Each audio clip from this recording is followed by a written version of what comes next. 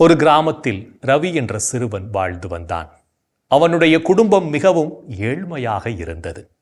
அவனுடைய தாய் தினமும் கடுமையாக உழைத்து ரவிக்காக ஒரு சிறிய துண்டு ரொட்டியை வைத்து விடுவாள்.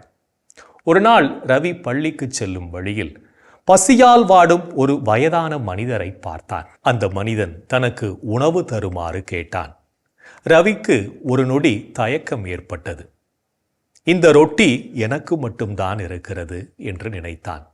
ஆனால் உடனே தனது தாய் சொன்ன, அதாவது அன்பு என்றால் பகிர்வுதான் என்பது அவனுடைய நினைவுக்கு வந்தது. உடனே அந்த ரொட்டியை வயதானவருக்கு கொடுத்தான். மாலை வீட்டுக்கு வந்தவுடன், மகனே, இன்று ரொட்டி சாப்பிட்டாயா என்று தாய் கேட்டார். ரவியோ சிரித்து கொண்டே நடந்ததை சொன்னான். அம்மா மெதுவாக அவனை அணைத்து கொண்டு, மகனே, நீ இன்று உணவில்லாமல் இருந்தாய், ஆனால் மற்றொருவரின் பசியை தீர்த்தாய், அதுதான் உண்மையான அன்பு என்றார். அடுத்த நாள் காலை அந்த முதியவர் ரவியின் வீட்டுக்கு காய்கறிகள் நிறைந்த கூடை ஒன்றை கொண்டு வந்தார். உங்கள் மகனின் அன்பு எனது வாழ்வை மீண்டும் நம்பிக்கையால் நிரப்பியது என்றார் அவர். நாமும் மற்றவர்களை அன்பு செய்து வாழ்வோம், நிறைவான மகிழ்ச்சியை பெற்றுக்கொள்வோம்.